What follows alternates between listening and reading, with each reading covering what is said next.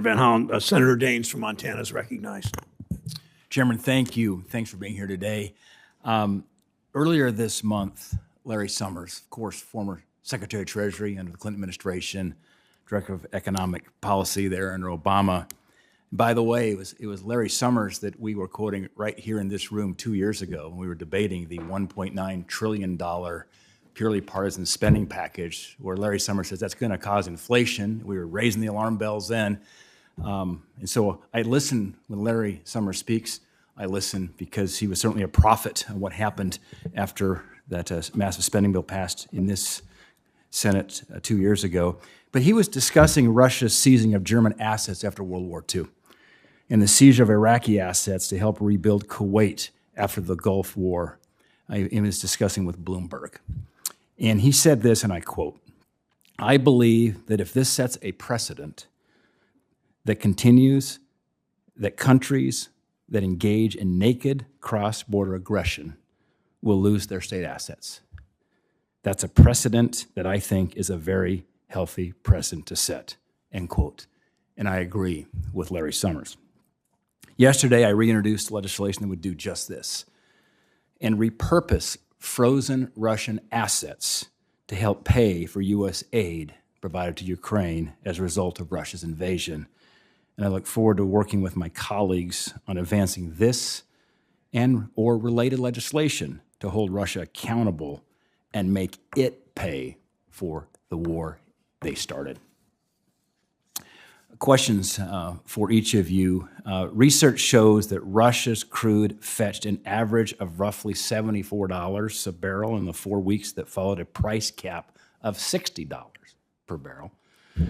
Please tell me, are you aware of any sanctions or enforcement mechanisms that have been put in place regarding the Russian oil price cap? And if so, what penalties have been collected? Start with you, Mr. Singh. Senator, I'll answer your question. I first want to say I agree with you. We need to look at all creative ways possible to make Russia pay its fair share for the reconstruction of Ukraine, which is probably going to be in the hundreds of billions of dollars. And if that means using the central bank reserves that we immobilized as collateral for Ukraine to issue debt, I think that's something we ought to pursue.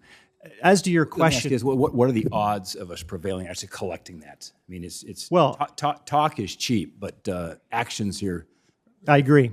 One idea, Senator, would be to use the reserves that we have immobilized at the New York Fed, they're in our possession, transfer them to Ukraine, allow Ukraine to put up those assets as collateral to raise new money in amounts that would far exceed our capacity to provide, or that of our allies, or the World Bank or the IMF for that matter.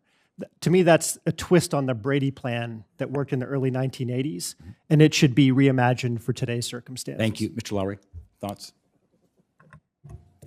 So on the price cap question, Mr. Singh mentioned earlier, has there been evasion, so to speak? So in some respects, the answer is yes, and the answer is no. The answer on the no part is obviously not every country said, hey, we're going to go on with this cap. It was a number of countries have said they are willing to do it, but there are a number of countries said they're not willing to do it. On the yes is will there be evasion? Absolutely, there will be. So how does the price cap work? The price cap works through an insurance mechanism, basically. And so there are other insurers out there that are not necessarily part of Europe. There are insurers that are going to be created that are not part of Europe.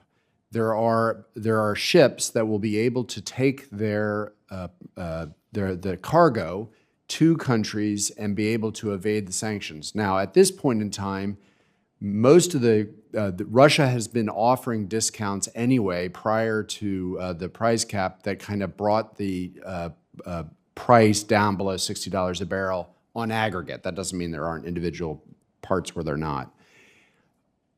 So at this point, there probably has been some sanctions evasion.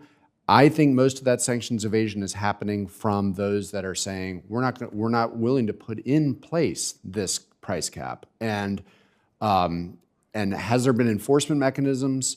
The price cap is very, very new. It's only been in place for a couple months on oil shipments, not on petroleum products, which has only been in place for a couple of weeks.